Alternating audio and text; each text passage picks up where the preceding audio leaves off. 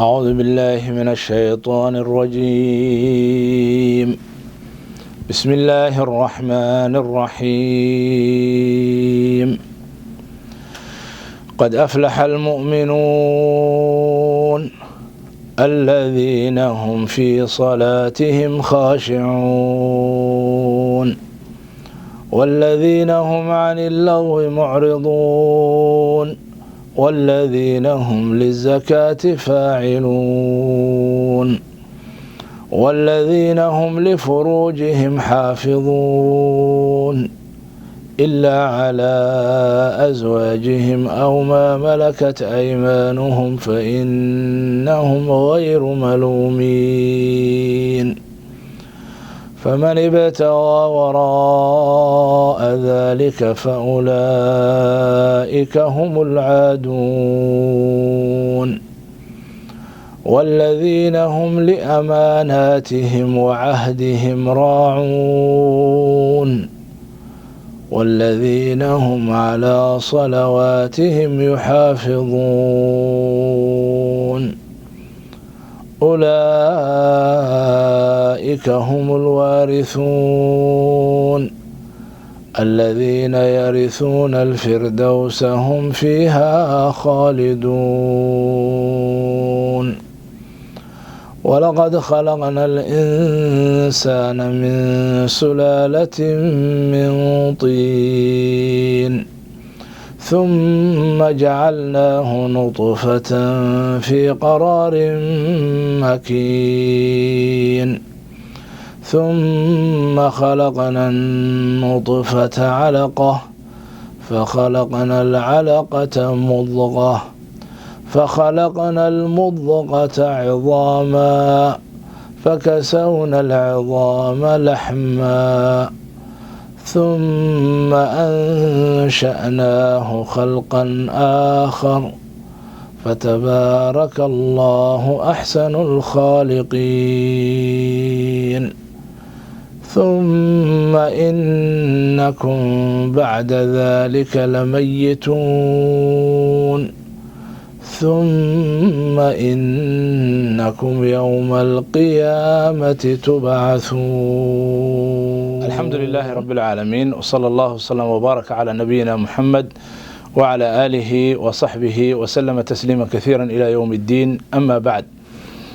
waxaan jeclahay walaalaha inaan kala hadlo kelmadan kooban muhiimadda iyo makaanada ama meesha ay ka joogto islaamka salaada iyo waxa looga baahan yahay qofka muslimka ah ee muuminka ah siduu u ilaaliyo salaada. awalan ilaahay subhanahu wa ta'ala salaada waa xiriirka ka dhaxeeya adoonka iyo rabbigiis subhanahu wa ta'ala. ummadihii hore oo muslimiinta ahaayoo dhanna ilaahay subhanahu wa ta'ala uu ku waajibiyay Allah subhanahu wa ta'ala. nabiyadii hore ee nabigeena محمد عليه الصلاة والسلام كهريينا سداسي واجب ugu ahayd salaadu. ilaahayna subhanahu wa ta'ala u sheegay inay tukanayeen oo ilaahay u sujuudayeen oo u rukuucayeen. ilaahay subhanahu wa ta'ala wuxuu nooga sheekaynayaa nabiyullaahi ibraahim alayhi salaam wuxuu leeyahay rabbi ij'alnii muqiima as-salaati wa min dhurriyyati rabbana wa taqabbal du'aa. ilaahu iga yeel aniga iyo durriyadaydaba kuwa salaada ooga. durriyadiisana wuxuu u dejiyay Makka iyo beedka ilaahay waxay ahayd salaada inay oogaan. rabbi inni askantu min dhurriyyati biwadin ghayri dhi zar'in 'inda baytika al-muharram rabbana liyuqimu as-salah faj'al afidatan min an-nasi tahwi ilayhim warzuqhum min ath-thamarati la'allahum yashkurun. ilaahay subhanahu wa ta'ala wuxuu nooga sheekeeyay nabiyullaahi Muusa alayhi salaam nabiyada waaweyn ulul azmiga ah kamida markii ugu horeysay ee ilaahay subhanahu wa ta'ala uu kula hadlay togi waadi Tuwa. ilaahay subhanahu wa ta'ala waxa ugu horeeyo uu amray waxay ahayd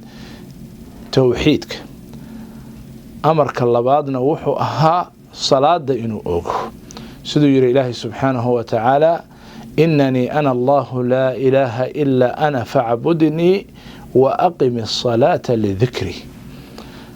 وأقم الصلاة لذكري يعني صلاتنا حس. نبي الله عيسى عليه السلام أو العزم من الرسل كمذا إلهي سبحانه وتعالى وحشيقيا مركي أولا شيبا إنه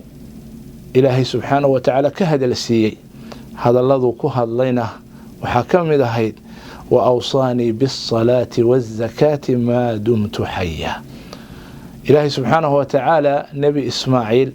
عليه السلام وحكى الشيقي إنه أهامد صلاة إهلكي سفره وكجوكتيه وكان يأمر أهله بالصلاة والزكاة وكان عند ربه مرضيا. سيداسي مركز صلاة نبيادة أغو أهيد يعني وحا عبادة أغوين إيجوكتيان أو أي إلهي سبحانه وتعالى أقول دوادان إلهينا أمضهورا أمري. ثانيا إلهي سبحانه وتعالى نبينا عليه الصلاة والسلام مركي توحيدك إسلامك إنه فره ضدك وغير إلهي سبحانه وتعالى وأمري أوامرتا أما شرائع إسلامك أنت ضبطا أو دان دب عليا الله دي وواجباتك زكاة واجباتك صونك واجباتك حجك واجباتك جهادك وحاصل دب الله دي إلى مدينة النبي عليه الصلاة والسلام وكيماده. لكن صلاة ما أنت الرئيسي أي إلهي سبحانه وتعالى فري صلاة شنت صلاة إلهي سبحانه وتعالى سنتكي سدادات بعثة أي إلهي سبحانه وتعالى كسود دجي النبي عليه الصلاة والسلام هبين كل الدلمية سمد الله قاضي أي إلهي سبحانه وتعالى سوسي سري أمدي سهديد صلاة شنت وقتها كنتم بي أهيد شنبانا لقصه الرابي أجر كنا واسديسي أو الحسنة بعشر أمثالها مديبة طبعا لقول دفتي وي ساس درتي كنتم وي أجركو لكن شنبينو تكناه. waxaa ku tusinaya muhiimadda ay leedahay salaadu waajibaadka kala dhan waxa Ilaahay u soo dhiibaa iyo waxyiga Jibriil buu Ilaahay subhanahu wa ta'ala u soo dhiibay. salaada nabiga kaleey salaam ayaa la azumay waa la kaxeeyay samaawaadka sare iyo min fawqi sab'i samaawaat ayaa Ilaahay subhanahu wa ta'ala geeyay ka bacdi ayaa Ilaahay subhanahu wa ta'ala soo siiyay salaada Ilaahay subhanahu wa ta'ala u soo faray. صلاة وركن غلبات إسلامك وأنا عملك أهرية بعد توحيد.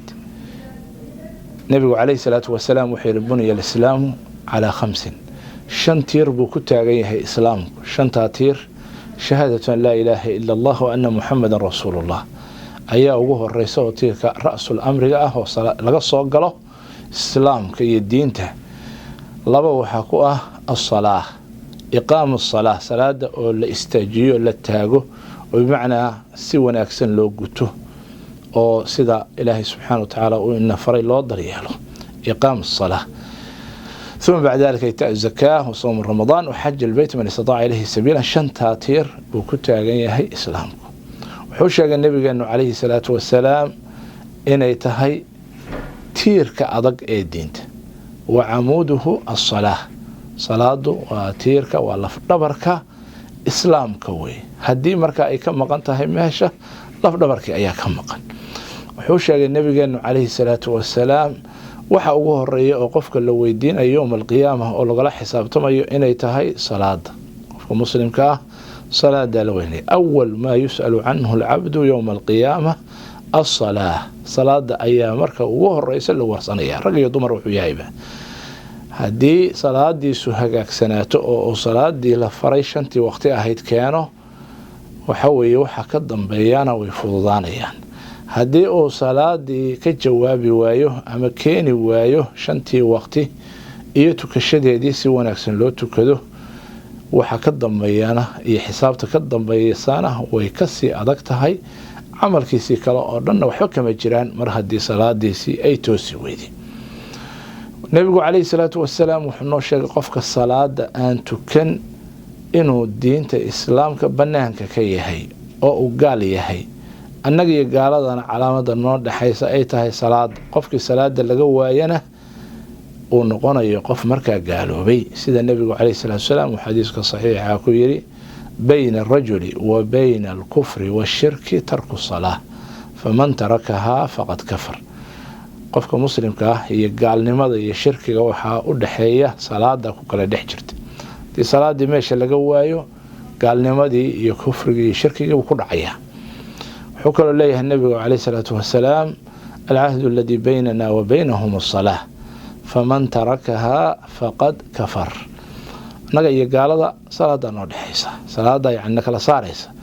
haddii salaada qofku uu ka tago wuu gaaloobayaa. ka culimada islaamku waxay yiraahdeen gaalnimadaas nabigu calayhi salaatu wasalaam uu sheegayo qofku ma inuu diintii oo dhanba ka baxay oo gaal noqday oo gaalnimadii weyneed ku dhacay miya, mase waa gaalnimada yar oo macsi weyn oo dembi weyn ah weeye. labadaas qowl bay ka kala leeyihiin. qolo waxay tiri waa gaal sidaa nabiguba calayhi salaatu wasalaam u sheegay, diinta islaamkana kuma jiro. mar haddii uu yahay salaada tukanba qofkaasu islaamnimo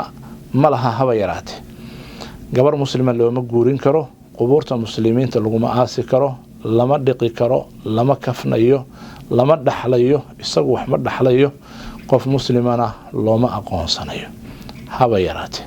haddii uu xaas lahaana xaaskiisu way furmaysaa automatically, looma baahna xataa inuu furo, xataa looma baahna. mar hadduu gaaloobay oo salaadii ka tegay, gabadhu waa muslimadahay way ka furan tahay aslan, banaanka inay ka istaagto wey. culimada qaarna waxay yiraahdeen gaalnimadan waxaa nabigu calayhi salaatu wasalaam ula jeedaa dembi aad iyo aad u weyn oo kabiira, kabaa'ir dunuub ah weeye. qofkaas haddii maamul islaam iyo sharci islaam wax lagu xukumaya u jiro, waajibkiisu waxa weye in la qabto oo la xabiso oo la yiraahdo salaada khasab ku tuko haddaad muslim tahay. haddii kalena xad ahaan loo dilo, sida qofka xaday, sida qofka wax dilay ee qisaasta lagu sameeyo, saasoo kale marka xadkii dilka lagu oofiyo hadduu tukan waayo marnaba oo sidaasuu ku tago. marka wuxuu u dhaxeeyaa qofka aan salaada tukan islaamka dhexdiisa, sharciga islaamka inuu dil ima ku xukuman yahay dil oo kabiira min alkabaa'ir ku xukuman yahay, waa ima inuu toobad keeno oo tukado, waa ima inuuba gaal yahay oo diintii islaamka banaanka uu ka taagan yahay, muslimba aan loo aqoonsanayn haba yaraatee. intaas u dhaxeeyaa. marka dembigaa sidaas u weyn, qof muslima oo qalbigiisa iimaan ku jira kama tago salaada, salaadana ma meermeeriyo mana dayaco. waxaa ilaahay subxaanahu wa tacaala salaada qur-aanka kariimka ah fadligeeda uu ku sheegay inay dadka muslimiinta ay ku mutaystaan janno inuu ilaahay subxaanahu wa tacaala uu ku geliyo oo ay ku liibaanaan adduun iyo aakhiro. siduu yiri ilaahay subxaanahu wa tacaala qad aflaxa almu'minuun aladiina hum fii salaatihim khaashicuun. yacni dadka mu'miniinta waa liibaaneen, hubanti ahaan waa liibaaneen. maxaa dhacay? waa kuwa salaadooda ku khushuuca. markuu ilaahay sifooyinkooda soo tiriyey والذين هم عن اللغو معرضون والذين هم للزكاة فاعلون والذين هم لفروجهم حافظون إلا على أزواجهم أو ما ملكت أيمانهم فإنهم غير ملومين والذين هم لأماناتهم وعهدهم راعون والذين هم على صلواتهم يحافظون. أي هذا الغصة ختمي سفوين كذلك مؤمنين kuwa salaadooda dhowra oo ilaaliya, yani waqtigeeda iyo rukuucdeeda iyo sujuudeeda iyo masaajidkeeda iyo weysadeeda iyo wixii ku tacalluqa salaadooda oo dhan ilaaliya oo dhowra oo daryeela. kuwaas maxay tahay abaalgudkoodu? ulaa'ika humul waarithuun buu yiri ilaahay subxaanahu wa tacaala, waa kuwa dhaxlaya aladiina yarithuuna alfirdowsa hum fiiha khaaliduun, kuna waaraya jannaat ulfirdows ilaahayna subxaanahu wa tacaala uu ku waanayo. dadka ka tegay salaadana ilaahay subxaanahu wa tacaala wuxuu ku xabisay naar saqara la yiraahdo, sida kuwa hore oo salaada guta jannaat ulfirdows ilaahay subxaanahu wa tacaala ugu waariyay ayaa kuwana walciyaadu billah naarta saqara la yiraahdo ay ku jiraan, sida qur-aanku inoo sheegay. qaaluu maa salakakum fii saqar qaaluu lam naku min almusalliin, ma aanaan tukan jirin. saas darteed baanu naarta saqara la yiraahdo ugu xirannahay. salaadu waxay u qaybsantaa laba qaybood. mid waa waajib oo waa 5 waqti oo laynaga rabo: salaada subax, salaada duhur, salaada casar, salaada maqrib, salaada cishe. 5taas waa waajib, sina loogama tegi karo. waa kuwa ilaahay subxaanahu wa tacaala faralka inagaga dhigay. salaada subax waa 2 ragco, salaada duhur waa 4, salaada casarna waa 4, salaada maqribna waa 3 ragco, salaada cishana waa 4. waxaa jira sunnooyin salaadahaas la socda oo qofku hadduu maalintii ilaaliyo ku mutaysanayo guri jannada ah sidoo nabigu calayhi salaam inoo sheegay man xaafada calaa 12 rakca qofkii ilaaliya oo dhowra 12 ragcadood oo sunno ah rawaatib la yiraahdo ilaahay guri jannada ah ayuu u dhisaa maalin walba marka guri baa ilaahay subxaanahu wa ta'ala ka heli kartaa jannada ah 12 ragcana waxa weeye 2 ragco oo ka horeeya fajarka 4 ragco oo ka horeysa duhurka 2 ragco duhurka ka dambaysa 2 ragco oo maqribka ka dambaysa 2 ragco cishaha ka dambaysa 12 kaas weeye haddii duhurka 2 ragco ka dambaysa 4 laga dhigana 14 ragco bay noqonayaan casarka sunno raatiba oo ka horeysa ma jirto ama ka dambaysa laakiin kolkolka qaarkood 4 ragco ayaa laga hormariyaa marka salaadahaasuna waa rawaatib waxaa kaloo jira salaado furan oo iyaga يعني وقت كستبا قف وقت يدا اللي يسكر يبي موياني ومرك قرحه يصوب بحيث مرك قرحه لعيسو iyo waqtiga ka horeysa duhurka waxyar waqtiyadaas waxaan ka ahayn salaaduhu aan reebanayn oo uu tukan karo qofku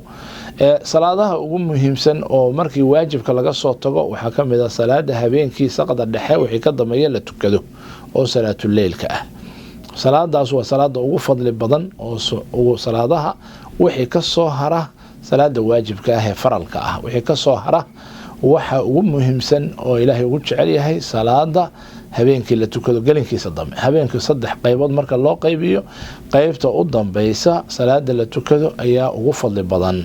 nabiga kaleey salaatu wasalaam nasaasu noo sheegay afdalu salaati ba'da al-maktuba salatu al-layl aw salatu fi jawf al-layl salaada habeenkii la tukado weeye salaada ugu fadli badan wixii ka soo hara salaada faralka ah waxa kale oo jira salaado sunnooyin ah sida midalan salaada duhada oo nabiga kaleey salaatu wasalaam uu sheegay qofku 360 xubnood jirkiisu inuu yahay